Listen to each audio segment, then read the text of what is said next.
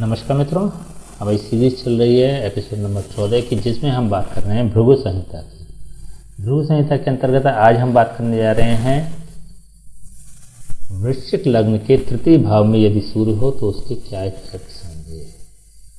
प्रथम भाव में 8 नंबर का मतलब होता है वृश्चिक लग्न, और वृश्चिक लग्न में सूर्य दशम भाव का स्वामी होता है। दशम भाव का स्वामी होकर जब यह अपने स्थान से छठे स्थान अर्थात तृतीय स्थान में बैठता है। देखिए यहाँ से अगर हम गिनती शुरू करते हैं तो 1, 2, 3, 4, 5 और 6। छठा स्थान होता है रोग भाव, शत्रु भाव। जब यह अपने स्थान से इट मीन्स कि दशम भाव से छठे स्थान पर मतलब दशम के रोग स्थान में अपनी शत्रु राशि में बैठता है, यह दशम भाव के सभी कंटेंट्स को नेगेटिव फल प्रदान करने वाला बन जाता है। अगर लग्न कुंडली से भी देखें तो यह लग्न कुंडली से तृतीय स्थान पर है। तृतीय स्थान में संघर्ष का होता है, मेहनत का होता है, परिश्रम का होता है। तो यहाँ दशम भाव से अथवा लग्न भाव से, दोनों ही स्थानों से अगर इसका कंपैरेटिवली प्लेसमेंट देखते हैं, स्थिति देखते हैं, तो यह बहुत अच्छी स्थिति नहीं होती, नेगेटिव ही स्थिति होती है। दूसरी, यह अपने परम शत्रु शनि की राशि में स्थित है। मकर और कुंभ ये दोनों राशियां शनि की राशि होती है। शनि सूर्य का शत्रु ग्रह है और सूर्य शनि का शत्रु ग्रह है। तो ऐसी स्थिति में ये दशम भाव के सारे कंटेंट्स को नेगेटिव फल प्रदान करेगा। दशम भाव होता है प्रोफेशन का, कारोबार का, डेली वर्किंग का। वह स्थिति, वह परिश्रम या वह कार्य जिससे कि अब आप अपनी जीविका उपार्जन करते हैं, जीविका का जो साधन होता है वह दशम भाव से देखा जाता है।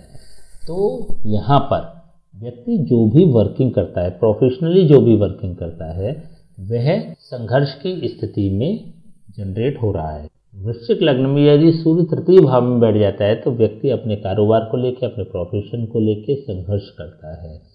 यहाँ से लग्न भाव से जब भी कोई ग्रह तृतीय स्थान में जाता है तो वो भी संघर्ष का पर्याय बन जाता है। तो यहाँ पर दोनों ही स्थितियों में व्यक्ति बहुत संघर्ष करेगा, लेकिन उसको अच्छे आउटपुट्स नहीं मिलेंगे, अच्छे रिजल्ट्स नहीं मिलेंगे। तृतीय भाव से इसकी सीधी दृष्टि नवम भाव पर है। नवम भाव में इसकी अपने मित्र की अर्थात चंद्रमा की राशि स्थित है। कर्क राशि है, कर्क राशि का स्वामी चंद्रमा होता है। चंद्रमा और सूर्य परस्पर मित्र होते हैं, तो अपने मित्र भाव को देख रहा है। भाग्य स्थान है ये। भाग्य स्थान में, भाग्य स्थान होता है इजी गोइंग टारगेट्स का, इजी गोइंग एक्टिविटीज़ का। इट मीन्स कि आप कम मेहनत में ज़्यादा प्राप्ति कर लें।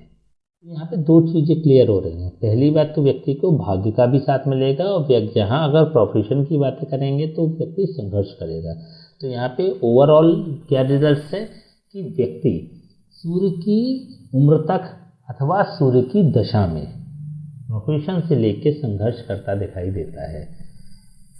सूर्य की उम्र होती है 22 साल और सूर्य की दशा होती है 6 साल। तो यहाँ पर सूर्य 22 साल की उम्र तक व्यक्ति को प्रोफेशनली सेटल्ड नहीं होने देता। दूसरी बात, यदि दुर्भाग्य से इस व्यक्ति की महादशा भी अगर किसी यंग एज में पड़ जाए या फिर प्रोफेशनल सेटल्ड होने के समय में पड़ जाए, तब भी यह व्यक्ति को सेटल नहीं होने देगा। फॉर एग्जाम्पल, जैसे कि 22 साल तक सूर्य की अपनी उम्र चली और उसके बाद मान लीजिए कि सूर्य की दशा लग जाती है, तो उसके बाद के आगामी जो भी वर्ष हैं सूर्य के 6 वर्ष, उस वर्ष तक भी संघर्ष रहेगा। तो यह एक्सटेंड होकर टाइम सूर्य की महादशा तक चला जाएगा।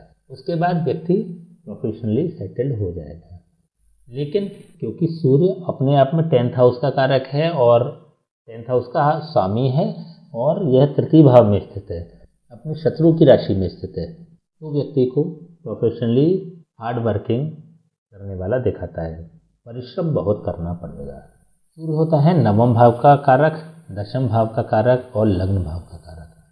तीनों ही स्थितियों को हम देख लेते हैं। देखिए, नवम भाव के सापेक्ष हम अगर बात करें तो यह सूर्य अपने से सप्तम भाव में और सूर्य की पोषण करने वाली दृष्टि इस पर पड़ रही है। तो इट मीन्स कि यह व्यक्ति को भाग्य का साथ मिलेगा।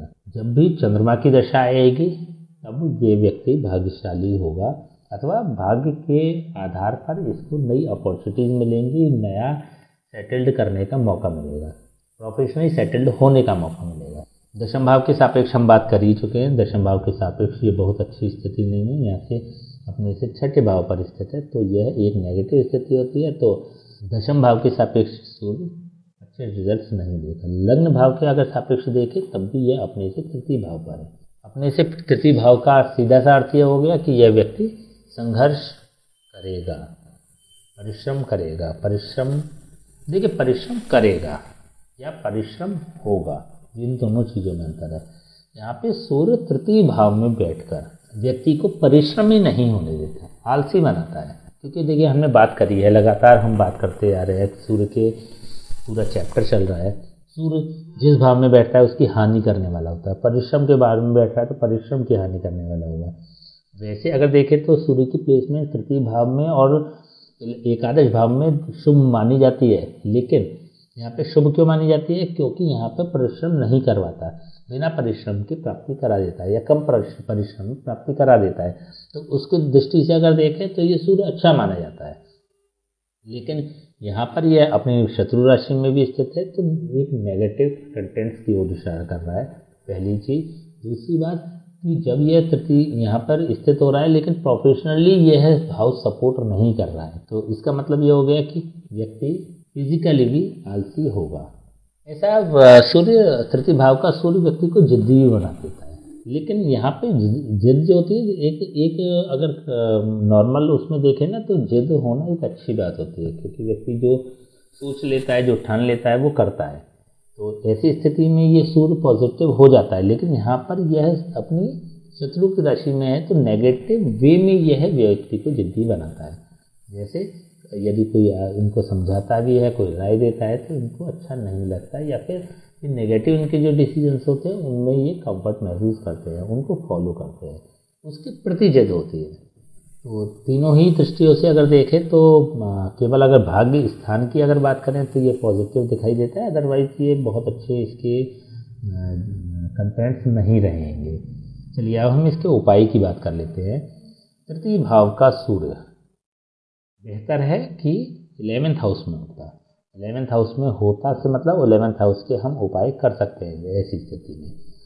सीधी सी सिद्धांत ये हो गया कि आप महिलाएं अपने दाएं हाथ की कलाई में और पुरुष अपने बाएं हाथ की कलाई में तांबे का कड़ा धारण कर ले। 50 ग्राम से ऊपर का होना चाहिए, रविवार को धारण करें। तो यह 11th हाउस में शिफ्ट होगा और इसके कंटेंट्स 11th हाउस को रिप्रेजेंट करने लगेंगे। तो कंपैरेटिवली ये कम से कम अपने समभाव रखने वाले ग्रह की राशि में स्थित हो जाएगा। दशम भाव से भी जो स्थिति है वह भी द्वितीय भाव पे हो जाती है। बात कर चुके हैं कि कोई भी ग्रह अपने से द्वितीय भाव पे बैठता है तो उसकी वृद्धि करने वाला बन जाता है। भाग्य भाव के सापेक्ष थोड़ा सा नेगेटिव होगा, लेकिन फिर भी प्रोफेशनली सेटल्ड करा देगा। लग्न भाव के सापेक्ष ये बहुत शुभ हो जाएगा। लग्न भाव के सापेक्ष अगर देखें तो ये अपने से एकादश लाभ के स्थान में पहुँच जाएगा, तो इससे स्थिति इसकी ज़्यादा बेहतर हो जाएगी। दूसरा काम कर सकते हैं कि गले में सूर्य का यंत्र धारण कर लें अथवा माणिक रत्न धारण कर लें। माणिक का मतलब रूबी धारण कर लेंगे, ये सीधे सीधे लग्न में इसकी प्लेसमेंट हो जाएगी। और फिर अगर देखेंगे तो नवम भाव के सापेक्ष भी, दशम भाव के सापेक्ष भी और लग्न भाव के सापेक्ष भी ये शुभ फल प्रदान करने लग जाएगा। तो पहले अगर आप प्रायोरिटी रखनी है तो इस वाले भाव पर रखिए। अगर लग्न में शिफ्ट करा दें तो बहुत अच्छा है, मतलब गले में इनको सूर्य का यंत्र अथवा माणिक धारण कराएं। दूसरी स्थिति में ये वाली स्थिति बनती है कि इनको एकादश भाव में शिफ्ट करा दें, तांबे का कड़ा धारण कर लेना। तो दोनों में से कोई भी उपाय कर सकते हैं, प्रायोरिटी इस पर रखिएगा।